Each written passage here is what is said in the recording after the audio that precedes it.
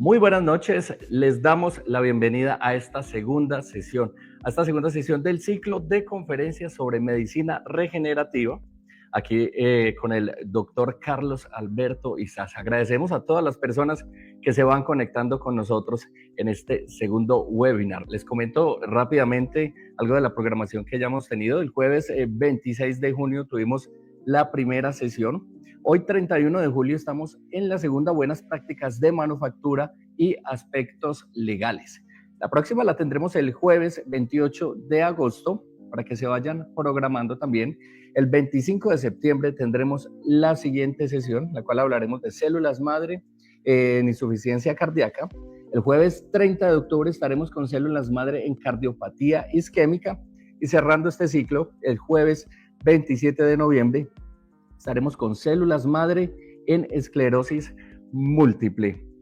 Hablemos un poco de nuestro invitado en esta noche, el doctor Carlos Alberto Izaza, médico farmacólogo, doctorado honoris causa en ciencias biomédicas, fue también profesor del área de farmacología en medicina durante 42 años, exdirector del grupo de investigación en farmacogenética e investigador senior en MinCiencias. Actualmente es el director científico de RegenCorp, la empresa que está financiando este evento. Entonces quiero invitarlos a que estén muy conectados con nosotros y les comparto entonces, los dejo aquí en compañía del doctor Carlos Izaza. Doctor, bienvenido y buenas noches. Gracias. Buenas noches. De nuevo, muchas gracias por atender nuestro llamado y muchas gracias a quienes llegan por primera vez. Hoy voy a hablar de estos dos temas: las buenas prácticas de manufactura y el marco ético-legal de la prescripción. Lo que pretendo yo con estos dos temas es responder dos preguntas que son de mucho interés para el médico. La primera responde la pregunta de qué calidad tienen las células que yo voy a prescribir y que voy a aplicar como médico. ¿Cuáles son los exámenes a los cuales están sometidas la producción de esas células? Y la segunda es qué me protege a mí como médico potencialmente prescriptor desde el punto de vista ético-legal. Empecemos entonces con el tema de las buenas prácticas de manufactura. Son todas estas prácticas de laboratorio que conducen a la producción de células madre de acuerdo con los requerimientos internacionales. El primer paso es obvio y es cómo se obtiene el cordón. Aclaro lo siguiente, ya lo dijimos la vez pasada, hay diferentes fuentes de células madre, estamos hablando de las adultas, mesenquimales, ¿recuerdan?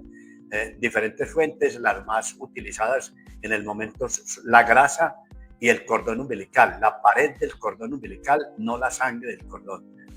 Nosotros, como les dije la vez pasada, en RegenCorp trabajamos única y exclusivamente con células madre del cordón umbilical, o también se llaman de la gelatina de Wharton, porque más del 80% del cordón umbilical es la gelatina de Wharton. Ya expliqué la vez pasada por qué. Entonces voy a hablar de cuál es el procedimiento mediante el cual nosotros recolectamos el cordón umbilical. El primer paso es que nosotros le recibimos cordón umbilical únicamente a un médico ginecobstetra de la región. Ese es el momento actual. Cuando esto se expanda y tengamos que descentralizarnos, pues habrá otros médicos que nos provean de cordones umbilicales. Este es un médico ginecobstetra que en su consulta privada, durante el control de embarazo, él va detectando una pareja que cumpla los requisitos que nosotros exigimos, que son realmente muy sencillos. Ahí están en el siguiente renglón. Los requerimientos son, primero, que se conozca el papá y la mamá. Segundo, que ambos sean relativamente jóvenes, idealmente por debajo de los 35 años de edad. Tercero, que sea una pareja saludable, en términos pues de saludable normal, que no tenga una enfermedad que implique estar tomando medicamentos, una enfermedad degenerativa, una enfermedad oncológica, etcétera, sino las enfermedades comunes y corrientes. El cuarto requisito es que por certificación del médico ginecobstetra ese embarazo haya transcurrido en forma normal y que tenga todos los exámenes que se hacen durante la consulta mensual de control de la gestación. Particular interés le damos nosotros a estas dos variables que están entre paréntesis, que son la edad gestacional y el peso al nacer. Esto porque está ya demostrado que las células madre de niños con bajo peso o niños prematuros no tienen la vitalidad que tienen las células madre de un niño normal, pues con peso y edad gestacional normal. Y por último están los aspectos legales, que es el consentimiento, básicamente el consentimiento informado de los padres.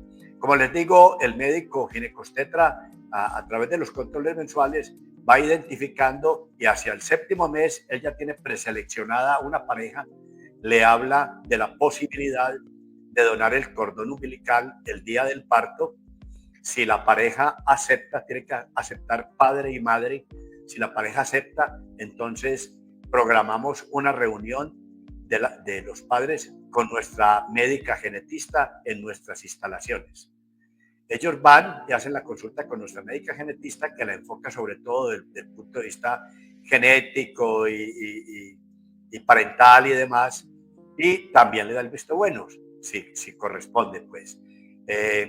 Si los padres, después de charlar con nuestra médica genetista, desean donar el cordón umbilical el día del parto, entonces firmamos la documentación legal, todo lo que es el consentimiento informado, la autorización para donación de cordón, etcétera. Le entregamos a la mamá, que es la que está garantizada que va a estar el día del parto, un kit de recolección del cordón, advirtiéndole que no lo debe abrir porque eso está herméticamente sellado, y llamamos al médico ginecostetra que le va a atender el parto para que sepa que el día que la paciente entre en trabajo de parto, nos llame. Muy bien, eso es más o menos hacia el 7º mes. Si algo ocurre entre el 7º, 8º, 9º mes, pues el médico nos avisa.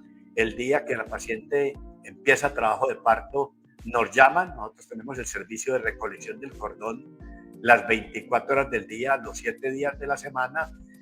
Una persona de nuestro laboratorio va a la clínica y recoge el cordón y firma el médico unos documentos legales de entrega del cordón umbilical y se llevan a nuestras instalaciones. Ahí termina entonces lo que podríamos llamar la primera etapa, que es prelaboratorio, pre-Regencor, que depende críticamente de 2 médicos especialistas. Depende del ginecostetra, que le da el visto bueno a la pareja desde ese punto de vista, y de la médica genetista, que le da el visto bueno final desde el punto de vista pues, materno, genético y familiar y demás.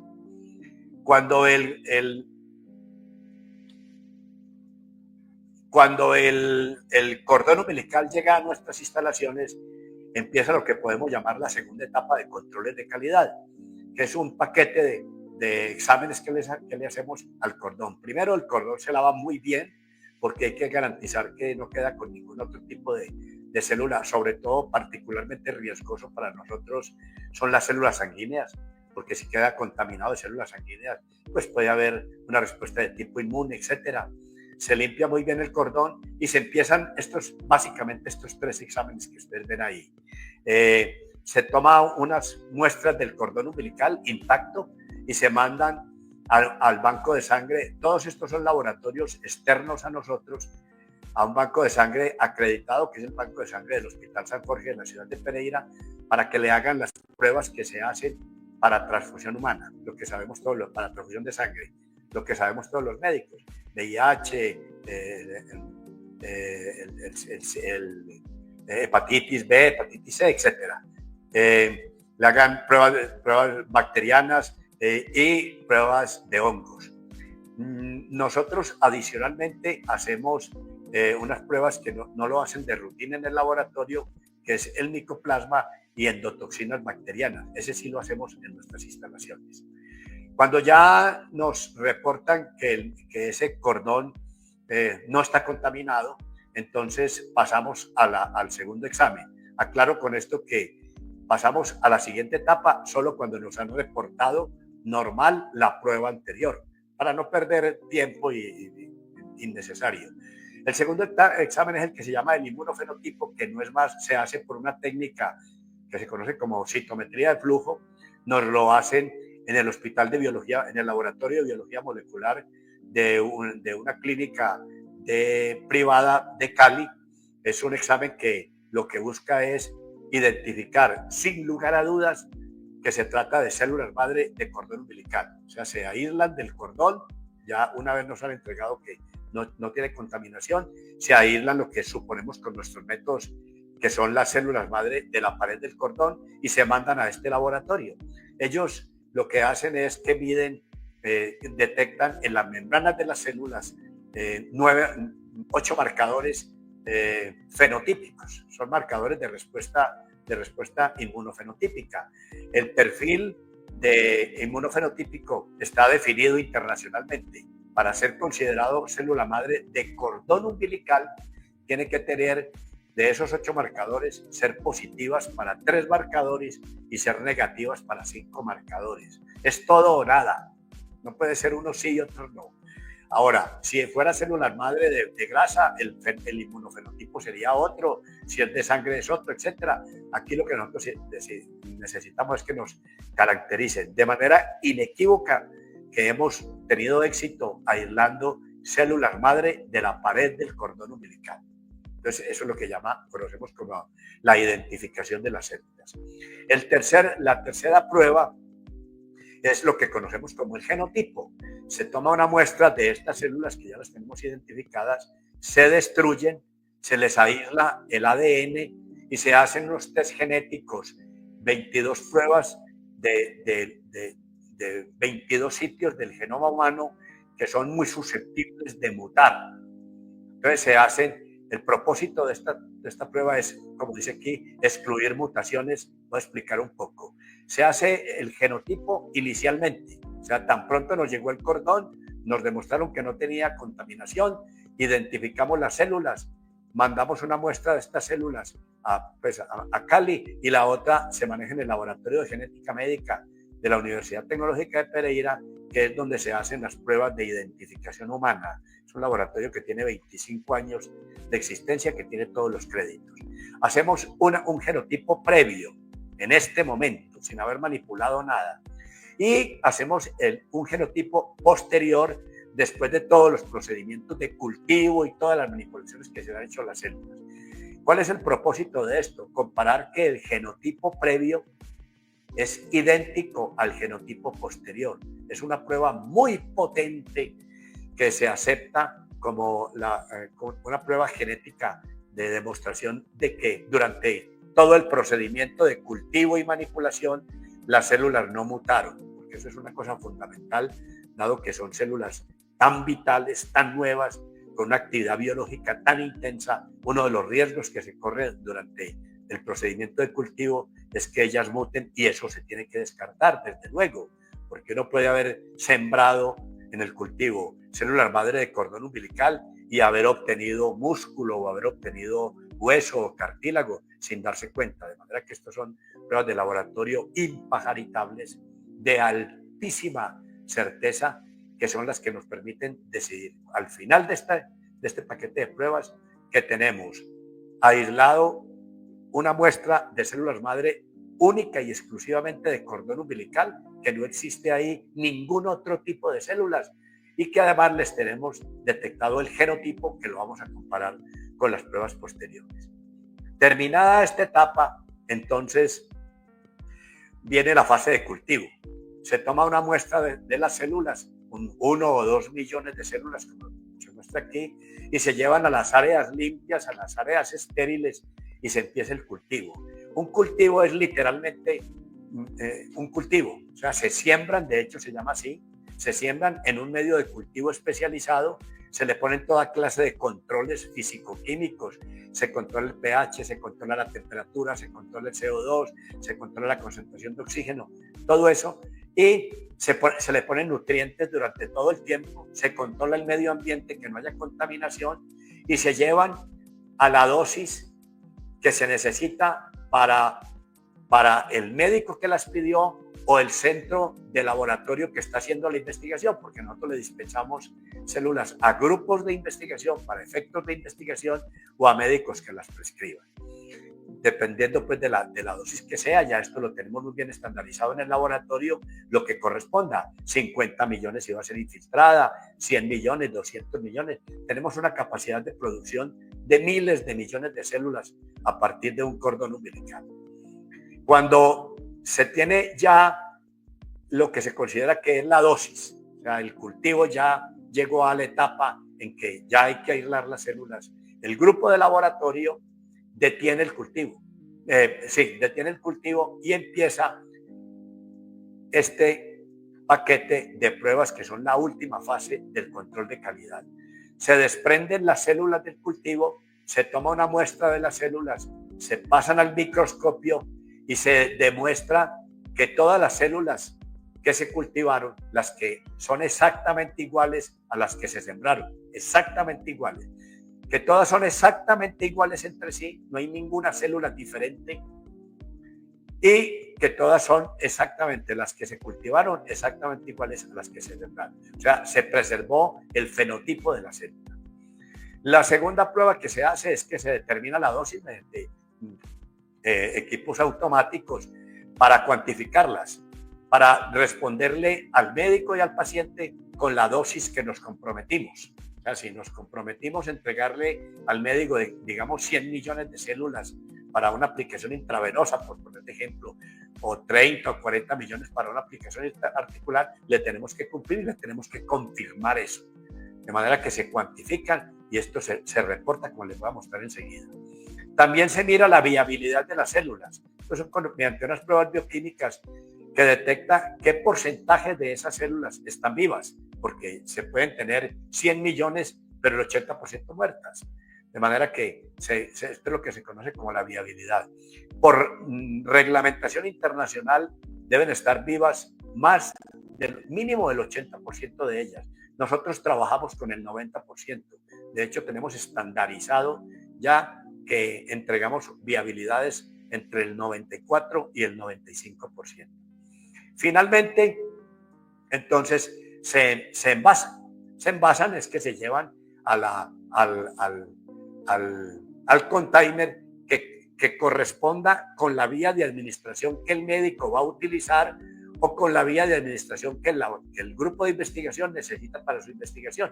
Me explico. Si el médico necesita 100 millones de células para aplicarlas por vía intravenosa, entonces se le entregan más de 100, 110, 120 millones, nunca menos, en una jeringa prellenada. De manera que esto busca o en un minivac o en una solución para manejo nasal, etcétera. Depende de cuál es la forma farmacéutica que el médico necesita para su aplicación. Esto tiene dos ventajas muy grandes. Primero es que se le facilita al médico. Y segundo es que disminuye el riesgo de manipulación. Al médico le llega la jeringa prellenada, él le instala en su bomba de infusión o como sea y no tiene que manipular mayor cosa. Eso es un factor de seguridad. Cuando ya se tiene preenvasada o preempacada, entonces se hace lo que se llama liberación de producto. O sea, se le entrega previa firma de documentación o al médico directamente o a la persona que él haya delegado para que reclame las células en el laboratorio o a quien haya delegado el grupo de investigación que las necesita para que les entreguemos las células. No le entregamos a nadie más que no esté certificado por el correspondiente receptor.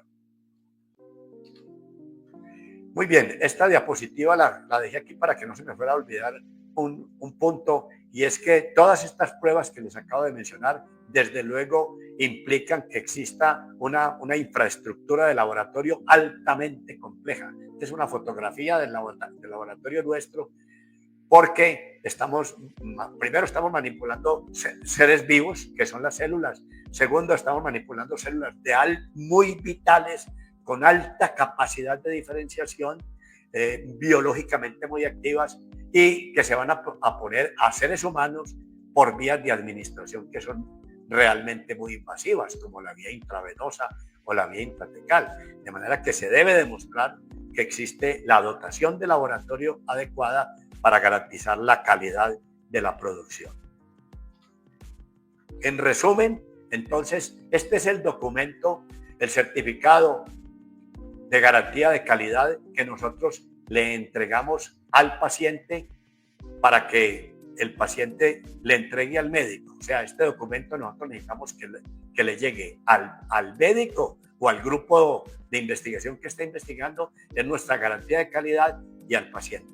Tiene aquí, no se ve muy bien, pero yo les voy a hacer llegar a ustedes este documento porque son todas las pruebas que hacemos que garantizan la buena práctica de manufactura. Este es un documento legal que además tiene un código QR donde o el médico o el paciente pueden hacer contacto con el reporte original de cada una de las pruebas. Me explico, el paciente o el médico buscan aquí en el QR, por ejemplo, el reporte del banco de sangre que reportó la esterilidad del cordón o el reporte del grupo de citometría de la clínica Valle de Lilí que nos reportó la identificación de las pruebas de identificación de nuestras células, o, en fin, o el reporte de test de micoplasma, que como les digo, no se hace de rutina, o el genotipo. Cualquiera de ellos el paciente puede acceder al reporte en bruto, o sea, al reporte primario, al de la fuente que originó, si quiere pues realmente explorar con más confiabilidad el informe que nosotros estamos dando. Les muestro este dato por dos motivos. El primero es porque esto es un derecho de todo médico o de todo laboratorio de investigación que se va a proveer de células madre, exigirle al proveedor que le entregue este certificado que asegure la calidad de la producción. Esto, en el caso del médico, es particularmente crítico porque el médico, la mayoría de las veces, tratándose de células madre, no solamente es el prescriptor, sino que también es quien las administra. De manera que en la medida en que también las administra, las aplique intratecal o intravenoso o intraarticular, etcétera, está adquiriendo una responsabilidad mayor. De manera que independiente de a quién ustedes le van a comprar, con quién ustedes van a conseguir las células madre, deben exigirle a esa biofábrica proveedora que les entregue un certificado de calidad, de buenas prácticas de manufactura como este.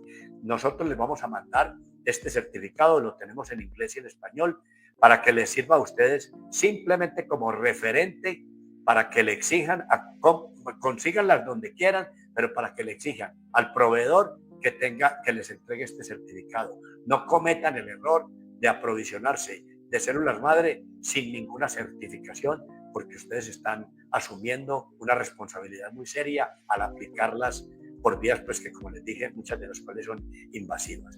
Ahora, la otra razón de mostrarles este documento es mostrarles que este documento coincide completamente con la reglamentación internacional.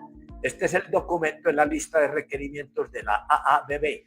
La AABB es un organismo internacional sujeto a la ISO 23387, un organismo internacional de acreditación de producción de muchas células, entre ellos de células madre, y este es el listado de requerimientos de ellos. Si ustedes comparan este listado de requerimientos de ellos, que es el listado internacional, con el que les vamos a mandar, van a ver que es exactamente el mismo, lo que quiere decir que este certificado se ajusta a la ISO 23387 de la AABB, que es el organismo internacional con el cual nosotros nos estamos acreditando. Bueno, ahí termino la primera etapa que tiene que ver con el control de calidad.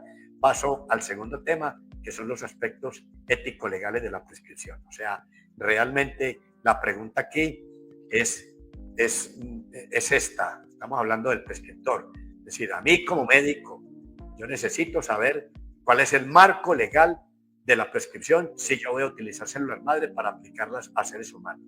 O sea, desde el punto de vista ético y legal, a mí, ¿qué me protege si voy a aplicar células madre? Digamos que existen 4 escenarios en los cuales el médico se puede amparar para la utilización de células madre en seres humanos. El primer escenario es que esas células madre estén aprobadas clínicamente, o sea, que tengan indicaciones clínicas. Este es un compendio de las indicaciones clínicas al año pasado, no hay todavía de este año, pero el año pasado, de los productos con base en células madre que han sido aprobados y las respectivas indicaciones en el mundo entero. Esta es una visión global, no de Colombia. Nosotros no tenemos sino una sola indicación aquí, que es la osteoartritis. He dividido esto en dos para que quede claro algo.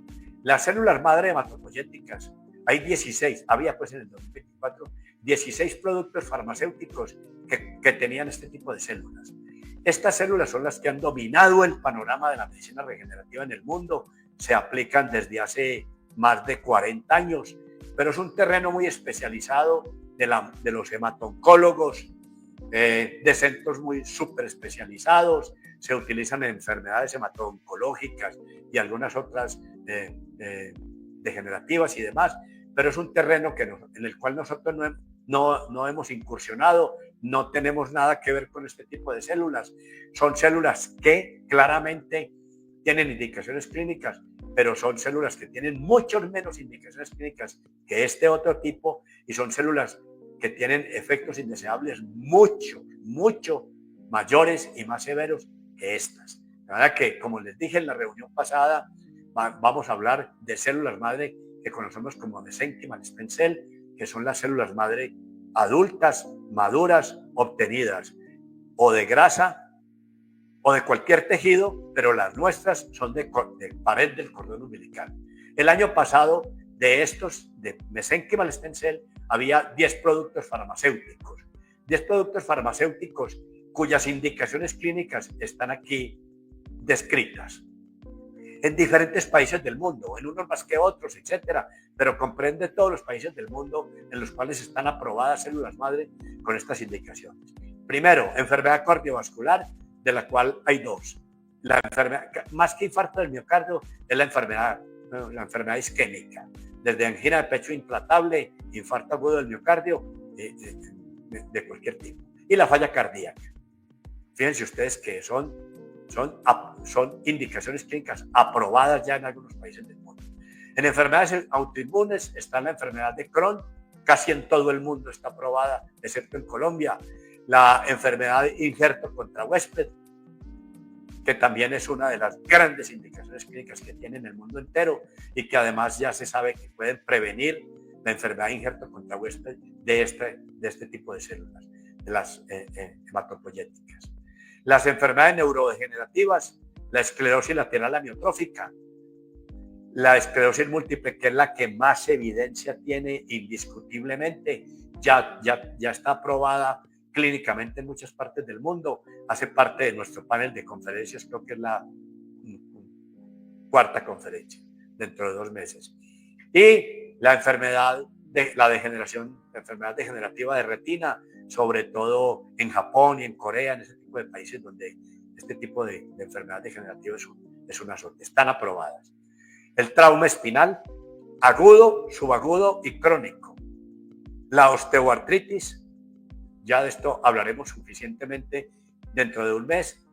Las quemaduras de córnea y lo que conocemos los médicos como enfermedad de Weber, que es la que se llama la isquemia crítica de miembros inferiores.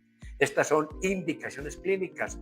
Cualquier médico, pues desde luego idóneo, de cualquier país donde estas indicaciones están aprobadas, las puede aplicar sin hacer parte de ningún proyecto de investigación ni nada. Ese es un primer escenario. El siguiente escenario de aplicación de células madre es aquel en el cual se utilizan en el marco de una investigación clínica. En Colombia, la investigación clínica se normatiza por la resolución 2378 y está bajo la custodia del INVIMA. Esta resolución 2378 tiene 4 grandes componentes. Todo médico que quiera hacer investigación clínica debe conocer esta resolución porque es lo que nos rige. Primero, todos los investigadores deben hacer parte de un grupo de investigación y todos deben tener la certificación certificado de buenas prácticas clínicas. Eso en Colombia es muy sencillo. Hay muchas instituciones que imparten estos cursos de muy buena calidad realmente, de manera que certificarse en buenas prácticas clínicas para un médico es relativamente fácil en términos pues burocráticos. Segundo, que el proyecto de investigación haya sido previamente avalado por un comité de ética que haga parte del Comité de Ética Nacional, del Comité de Ética Central. Tercero, que tenga una IPS, que es digamos, pues el asiento clínico donde se va a atender a los pacientes, desde luego, y que haya unos laboratorios que le den soporte a las pruebas paraclínicas de la investigación. Estos dos deben estar habilitados y validados como IPS y como laboratorio paraclínico. Cumplidos estos 4 requisitos, este grupo puede presentar proyectos de investigación para tratamiento en seres humanos. Si no tiene estas condiciones, no insista, porque es una práctica ilegal en Colombia. El tercer escenario de aplicación de células madre ya está, corresponde a una de estas dos figuras, es lo que se llama el uso compasivo o el uso expandido. Estas dos figuras tienen la característica de que el médico puede recurrir a ellas sin hacer parte de una investigación convencional, pero sí necesita una aprobación previa por parte del INVIMA. El INVIMA está a cargo de esto. Es un procedimiento relativamente sencillo de diligenciar por parte del médico. Es una historia clínica, un resumen de historia clínica relativamente sencillo, un diagnóstico confirmado y una justificación desde el punto de vista científico con las respectivas referencias, etcétera, la justificación de por qué el médico solicita o bien que le autoricen para aplicar un procedimiento experimental, digamos, células madre no aprobadas en el caso de Colombia, a un solo paciente, este es el uso compasivo, o a un grupo de pacientes que tengan la misma enfermedad. Esa es la diferencia entre el uso compasivo y el uso expandido. Como les digo, es un procedimiento relativamente sencillo, lo utilizamos los médicos muy poquito en Colombia y tiene un inconveniente muy grande. Es que el paciente tiene que estar vivo para cuando llegue el aval del INVIMA. Eso pues ya ustedes se pueden imaginar lo que significa, dado la gran cantidad de inconvenientes que ha presentado tradicionalmente el INVIMA. De manera que esa podría ser una explicación a por qué el médico realmente recurre muy poco a este recurso. El cuarto escenario es el que a mí me parece que es el que nos interesa a la mayoría de los que están presentes, es el que se denomina el derecho a ser tratado. El derecho a ser tratado parte de la base de que entre el médico y su paciente se establece una relación de confianza. Así lo determina la ley. O sea, el paciente confía en el médico y el médico debe tener la idoneidad para tratar a ese paciente. Partimos de esa base. Es un derecho médico y es un derecho del paciente. Por parte del médico es el derecho a recurrir a un tratamiento no aprobado por el INVIMA, en el caso nuestro, o por la FDA o por la EMA europea, no aprobado, pero que a criterio del médico es una opción que ese paciente tiene, porque ese paciente... Les decía que el derecho a ser tratado tiene soportes de tipo ético-legal de documentos internacionales y nacionales. Voy a mencionar los que me parece a mí que son los que tienen más importancia. Primero, la declaración del Helsinki. Esta es la versión del año pasado. La declaración del Helsinki es una declaración de validez mundial reconocida por la Asociación Médica Mundial y que establece los requerimientos para la experimentación en seres humanos. De manera pues que es como el decálogo universal que establece las normas bioéticas de investigación de seres humanos y es de cumplimiento obligatorio. En la declaración del Helsinki, no solamente la del 2024, sino las versiones anteriores, hay una capite que titula así, miren ustedes, intervenciones no probadas en la práctica clínica, o sea, lo que estamos diciendo del derecho a tratar y ser tratado. No probadas quiere decir que se considera tratamiento experimental, que no tiene el aval de la FDA, que no tiene el aval de la EMA, que no tiene el aval del INVIMA, etc. Mire que le da entrada a esta práctica. La definición que ellos dan es esta.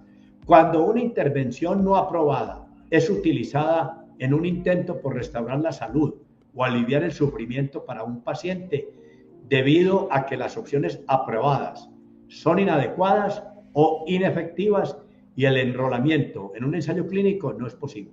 Está absolutamente claro que esta figura del derecho a tratar y ser tratado está reconocida por la Declaración del Siglo. Segundo, la Ley 23 de 1981, este ya lo tengo en español porque es colombiano, es el que los médicos conocemos como el Código de Ética Médica.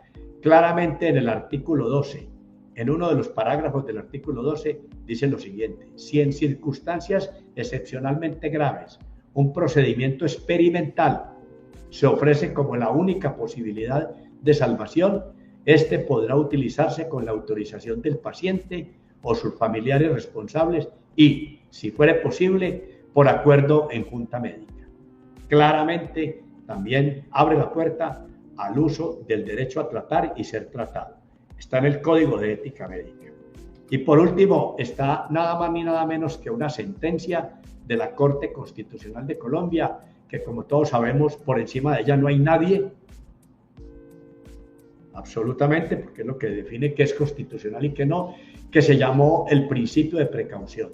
Lo voy a leer para no dejar aquí ninguna duda. Dicen ellos: si bien las autoridades tienen el deber de evitar daños, no significa que un producto o un proceso solo puede usarse cuando se ha demostrado que no tiene ningún riesgo, pues es imposible demostrar la ausencia de riesgo.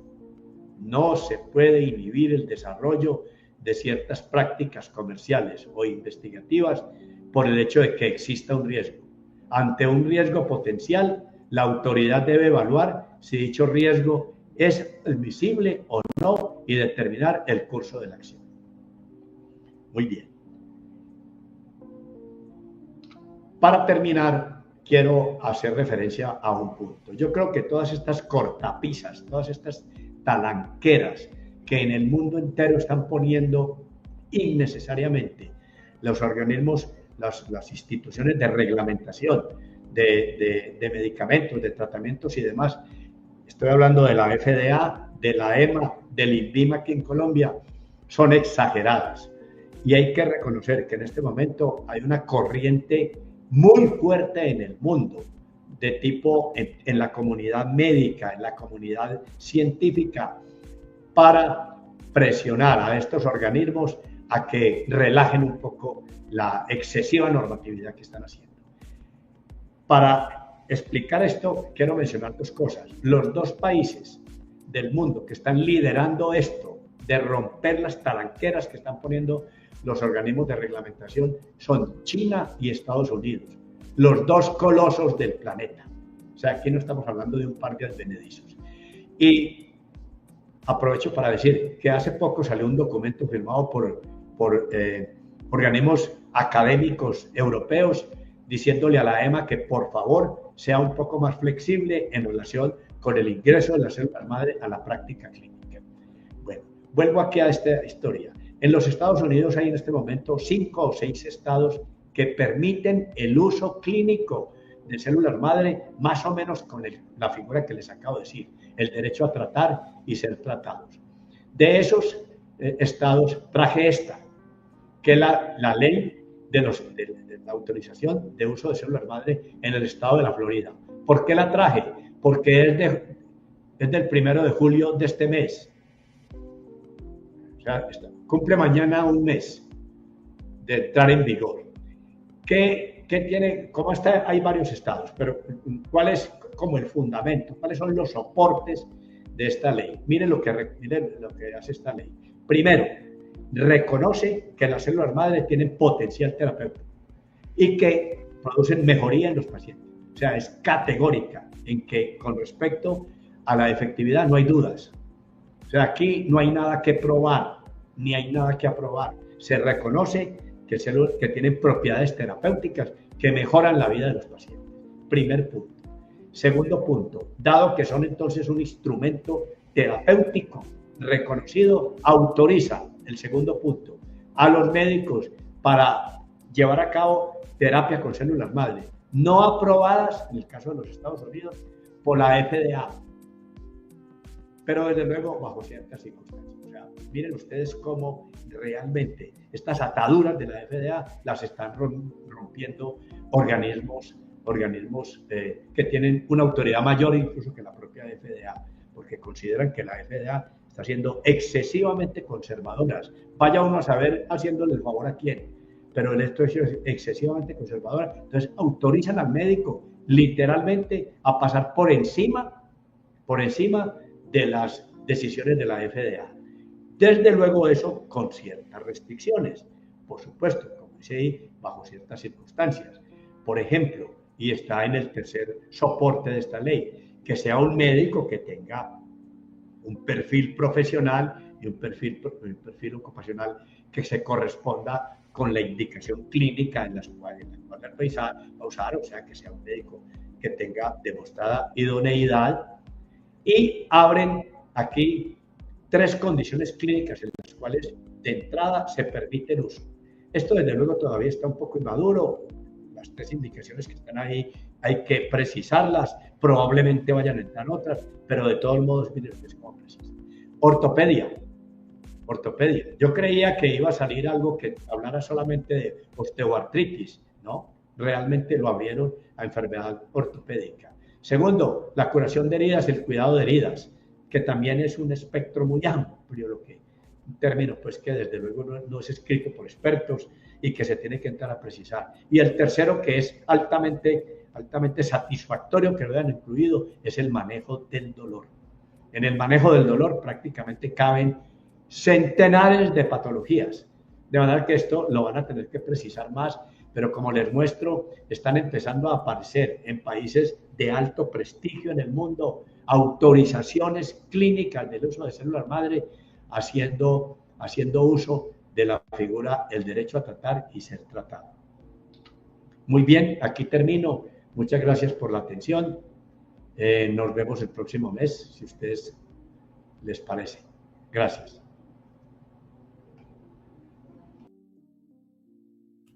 Claro que sí, doctor. Muchísimas gracias a usted y a todas las personas que estuvieron conectándose con nosotros hoy en este webinar 31 de julio, buenas prácticas de manufactura y aspectos legales. La invitación, primero que todo, es si tienen alguna duda, alguna consulta, lo pueden hacer a través de este correo que les estamos compartiendo aquí en pantalla. Ahí se pueden comunicar con nosotros, dejarnos allí sus dudas, consultas. Si requieren ampliar alguna información, lo pueden hacer a través de este correo. Nos pueden dejar ahí también los comentarios en esta transmisión. Y siguiente, entonces, invitarlos porque el próximo jueves 28 de agosto estaremos en la siguiente sesión, con el tercer tema llamado Células Madre en Osteoartrosis, modo y acción de evidencia. Así que con esta invitación nos despedimos el día de hoy, la noche de hoy, y esperamos entonces que sigan conectados con nosotros, con Regencourt, y que nos veamos entonces el próximo jueves 28 de agosto. Muchísimas gracias a todos y hasta la próxima.